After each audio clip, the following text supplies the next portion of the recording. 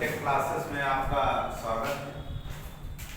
आज हम कक्षा 12 के लेसन 2 जिसमें पढ़ेंगे पुष्पीय पौधों में लैंगिक जनन, जिसमें हम लोग पढ़ेंगे आज क्या पढ़ेंगे, ये दूसरा पाठ है पुष्पीय पौधों में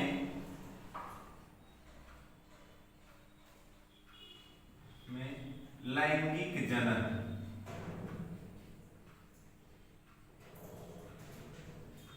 जैसा कि पीछे अध्याय में हम लोग जान चुके हैं, या आप पीछे नहीं देखे हैं तब भी बता सकते हैं कि लैंगिक जनन में मेल और फीमेल अर्थात नर और मादा का होना आवश्यक है।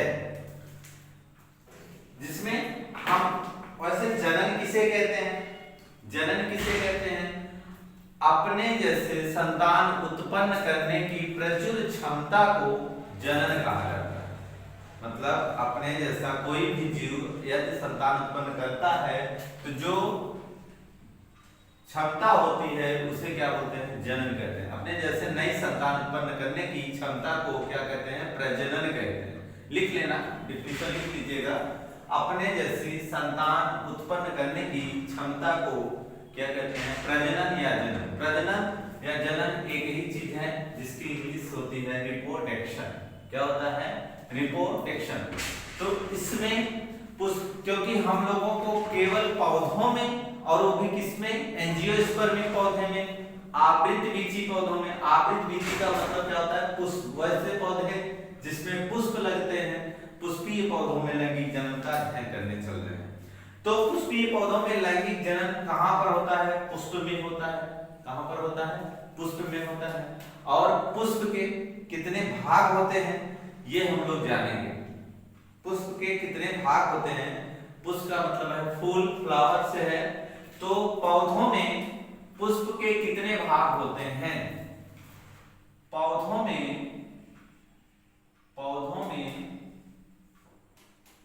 पुष्प के 4 भाग होते हैं। पौधों में पुष्प के 4 भाग होते हैं।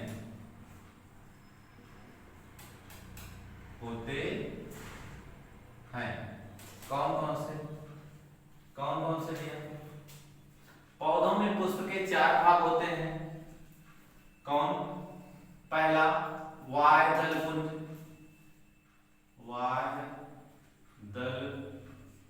पुंज। दूसरा दल पुंज। कौन सा होता है? दल पुंज। वाह्य दल पुंज और पुमंग। क्या बोलते हैं? पुमंग और जायांग। पुमंग और जायांग, इन सब के बारे में अलग अलग से हम लोग पढ़ेंगे। इसको क्या और भी बोलते हैं? पुंकेसर। किसके नाम से जानते हैं? पुंकेसर के नाम से भी जानते हैं। किसके नाम से जानते हैं भैया? और इसको जानते हैं स्त्री केसर के नाम से जाना जाता है। पुंकेसर और स्त्री केसर। ठीक है ना? अब इनके बारे में हम लोग विस्तृत रूप से अध्ययन करेंगे। इन सारे पाठों के बारे में विस्तृत रूप से अध्ययन करेंगे। तो इसमें देखते हैं पुंकेसर, स्त्री केसर और दलपुंज, वाह्य दलपुंज क्या है। सबसे पहले एक पुष्प को हम लोग बनाते हैं, जिसमें जो है इस तरह से ड्रॉ करेंगे फ्लावर को। इस तरह से हम लोग फ्लावर का मान लीजिए एक पुष्प है ये, और पुष्प में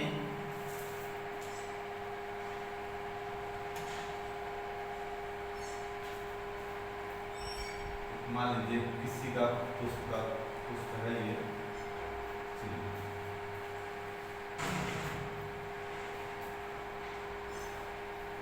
इस तरह से आप गुड़हल का फूल लगा हुआ देखेंगे, जिसमें जो है जिसके बारे में हम लोग अध्ययन करेंगे, गुड़हल के फूल।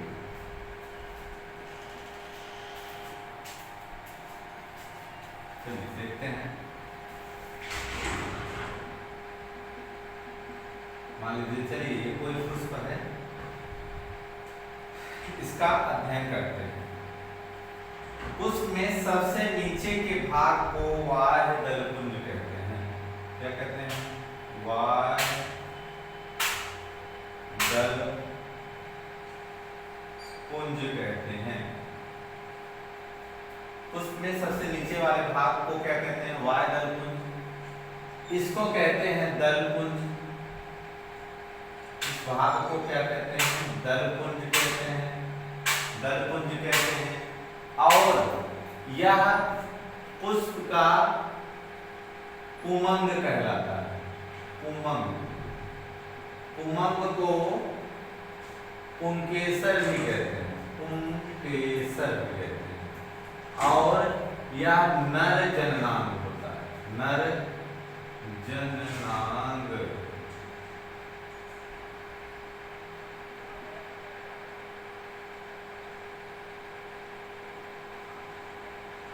कौन सा जननांग होता है? नर जननांग।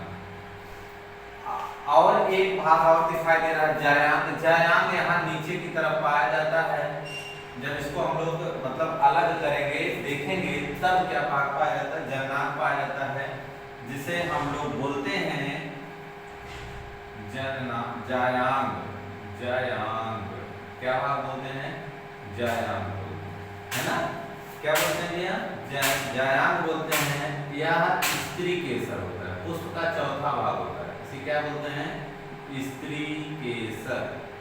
और किसके नाम से जानते हैं इसको मादा जननांग बोलते हैं। क्या बोलते हैं इसको? मादा जननांग के नाम से भी जाना जाता है। क्या बोलते हैं इसको? मादा जननांग। तो ये पुष्प की एक संरचना हो गई। क्या हो गई? पुष्प की एक संरचना। अब हम लोग इसको अलग अलग करके देखते हैं कि पुष्प में अच्छी तरीके से इसको देख लीजिएगा। अच्छी तरीके से इसको देख लीजिएगा। इसी तरह से हमको एग्जाम में आ जाएगा तो बनाना पड़ेगा, है ना? इस तरह से बना करके हम लोग समझा सकते हैं कि सबसे नीचे, अब देखिएगा, सबसे नीचे का भाग अर्थात वाह्य दलपुंज, यह पुष्प का प्रथम चक्र होता है। यह पुष्प का कौन सा चक्र होता है? प्रथम चक्र होता है। और देखने में किस कलर का लगता है? हरे रंग का लगता है। किस कलर का है? हरे रंग का। यह पुष्प का प्रथम भाग होता है, यह हरे रंग का होता है। और ये पुष्प को, सभी पुष्प के भाग को पकड़े हुए रहता है। क्या किया रहता है? पकड़े हुए, मतलब इसी में सारे पुष्प संयोजित रहते हैं। और यह पुष्प को एक बेस प्रदान करता है, आधार देता है। और इसकी इकाई को, वाह्य दल की इकाई को सेपल कहते हैं। क्या कहते हैं? सेपल। अब इकाई जानना बहुत जरूरी है। हम लोग कोई पुष्प लेते हैं, उसका एक एक पंखुड़ी निकाल करके जब देखते हैं, मान लीजिए कोई पुष्प है तो इसको एक पंखुड़ी, गुलाब लेते हैं, गुलाब की एक पंखुड़ी को ऐसे निकाल लेते हैं, उसके नीचे देखेंगे तो हरा हरा भाग होता है। नीचे जो कलरफुल भाग होता है, मतलब रंग वाला भाग होता है, उसे हम लोग जो है दलपुंज कहते हैं। मगर उसके नीचे देखेंगे तो हरा, उसकी एक पंखुड़ी को निकाल लेंगे तो उसे क्या बोलते हैं? सेपल बोलते हैं। एकदम क्लियर हुआ ना? सेपल किसे कहते हैं ना? बोलिएगा, सेपल क्लियर हुआ ना? सेपल किसे कहते हैं? याद रखिएगा, वाह्य दल की एक पंखुड़ी को या एक वाह्य दल की इकाई, वाह्य दलपुंज की इकाई को क्या बोलते हैं? सेपल बोलते हैं। और दलपुंज, अब हम दूसरा पार्ट कौन सा पढ़ेंगे? दलपुंज के बारे में। किसके बारे में जानेंगे? दलपुंज। वाह्य दलपुंज इससे ज्यादा कुछ नहीं है, रिपीट करके देख लीजिएगा। अब दलपुंज में यह पुष्प का दूसरा भाग होता है। कौन सा भाग होता है? दूसरा भाग होता है। और इसकी इकाई को पेटल कहते हैं। क्या कहते हैं भैया? पेटल कहते हैं। यह पुष्प का दूसरा भाग होता है इसकी इकाई को पेटल कहते हैं। क्या कहते हैं? पेटल कहते हैं। और यह पुष्प का दूसरा भाग होता है, इसकी इकाई को क्या कहते हैं? पेटल कहते हैं। यह कलरफुल होता है, मतलब विभिन्न कलर में पाया जाता है। यह जो है कितने का आता है? विभिन्न कलर में होता है। ये लाल दिख रहा है, मटर में पीला भी पाया जाएगा, सरसों का फूल पीला होगा, पीला, नीला, हरा आदि रंगों में ये पाया जाता है। बाहर से देखने में जो भी पुष्प का रंग दिखाई देता है वो किसके कारण होता है? दलपुंज के कारण के। और इसकी इकाई को क्या बोलते हैं? पेटल बोलते हैं। क्या बोलते हैं? पेटल। पेटल क्या है? वही बताया कि एक पंखुड़ी हम लोग निकाल करके देखेंगे तो क्या दिखाई देगा हमको? पेटल दिखाई देगा। क्या दिखाई देगा? पेटल दिखाई देगा। अब अगला पार्ट आता है हमारा पुमंग।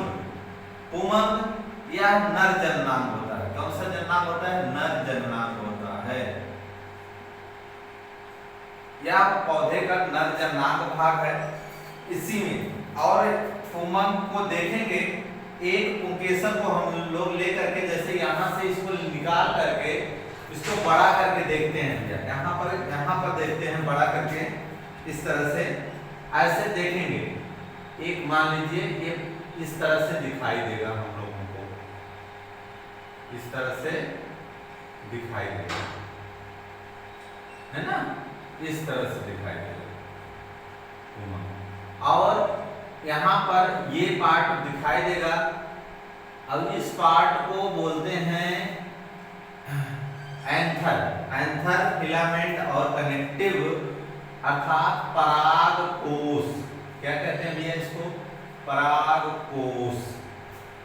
क्या बोलते हैं इसको? परागकोश। कहां से मिला देखिएगा, यहाँ का भाग हम लोगों ने तोड़ा, कितना बड़ा दिखाई दिया, और ये नर जननांग है। और ऊपर के भाग को क्या बोलते हैं? परागकोश कहते हैं। क्या कहते हैं इसको? परागकोश कहते हैं। और परागकोश और नीचे वाले भाग को पूतंतु कहते हैं। पूतंतु कहते हैं। और इस वाले पार्ट को, ऊपर वाले भाग को परागकोश, नीचे वाले भाग को पूतंतु, और इसको संयोजी ऊतक कहते हैं। संयोजी ऊतक कहते हैं। इसको क्या कहते हैं? संयोजी ऊतक कहते हैं। परागकोश, पूतंतु और संयोजी ऊतक, तो इतने पार्ट होते हैं इसमें। परागकोश को और थोड़ा सा हम जो लोग जानने का प्रयास करेंगे, जब परागकोश को काटा जाता है, जैसे इसका जो है विच्छेदन किया जाता है परागकोश को, देख रहे हैं ना, ये इस तरह से, तो जब इसको हम कटिंग करेंगे तो ये जो है लोब किस तरह से दिखाई देगा, चैम्बर ये वाला, जब इसको ऐसे यहाँ से काट देंगे तो ये अंदर की तरफ से इस तरह से दिखाई देगा, जिसे हम लोग बोलते हैं लघु बीजाणुधानी। क्या बोलते हैं इसको? और इसके अंदर क्या रहता है? बीजाणु रहते हैं, अर्थात पराग कण रहते हैं। इसके अंदर क्या रहते हैं भैया? पराग कण रहते हैं। इसके अंदर क्या रहते हैं? पराग कण। लघु बीजाणु, इसके अंदर क्या रहते हैं? पराग कण रहते हैं। यही परागकण निषेचन में भाग लेते हैं। यही परागकण कहाँ भाग लेते हैं? निषेचन। तो परागकोश और परागकण में अंतर समझ, पॉलन ग्रेन बोलते हैं, या माइक्रोस्कोप या लघु बीजाणु कहा जाता है। क्या कहा जाता है इसको? इसको परागकण को ही क्या बोलते हैं? लघु बीजाणु कहते हैं। क्या कहते हैं? लघु बीजाणु। और लघु बीजाणु जिस घर में रह रहा है, समझिएगा, ये घर है, ये क्या है? ये घर है। जिस घर में रह रहा है उसे लघु बीजाणुधानी कहते हैं। क्या कहते हैं? जिस यहाँ पर एक घर, एक कोष्ठक बना रहा है ना, उसे क्या कहते हैं? लघु बीजाणुधानी कहते हैं। क्या कहते हैं? लघु बीजाणुधानी कहते हैं, जहां पर ये रहता है ना। इस तरह से देखिए, फिर से क्या देखें हम लोग देखें कि यह पुष्प का तीसरा चक्र होता है। इसे नर जननांग कहते हैं ना, पुमंग को नर जननांग भी कहते हैं। और यही मेल गैमीट का मतलब नर युग्मक बनाता है। क्या बनाता है? ये नर युग्मक। और इसे क्या बोलते हैं, लघु बीजाणु कहते हैं या परागकण कहते हैं। लेकिन इसमें 3 भाग होते हैं। कौन कौन सा? पुमंग को हम लोग यहाँ से एक निकाल करके देखे पुंकेसर को, तो इसमें क्या था, परागकोश था, संयोजी ऊतक था और पूतक था। पूतक नीचे यहाँ से जुड़ा होता है। इसी ऊपर पार्ट को जब हम लोग सेक्शन काट के देखे, मतलब इसको काट के अंदर का पार्ट देखे, तो वहां पर दिखाई दिया कि इसका घर इस तरह से बना है। कैसे बना है? इस तरह से बना है। और इसमें परागकण लघु बीजाणु, मतलब इसमें छोटे छोटे कण पाए जा रहे हैं, जिसे हम लोग क्या कहते हैं, परागकण पाए जा रहे हैं। और परागकण को ही क्या बोला जाता है, लघु बीजाणु कहते हैं। क्या कहते हैं? लघु बीजाणु कहते हैं। अब हम लोग तीसरे चक्र के बारे में पूरा हो गया, चौथे चक्र के बारे में जानते हैं। आप लिख भी सकते हो आराम से, वीडियो पॉज करके रोक रोक करके देख करके आराम से समझ करके लिख सकते हो। अब हम किसके बारे में पढ़ेंगे? जायांग के बारे में। किसके बारे में पढ़ेंगे भैया? जायांग। जायांग को क्या बोलते हैं?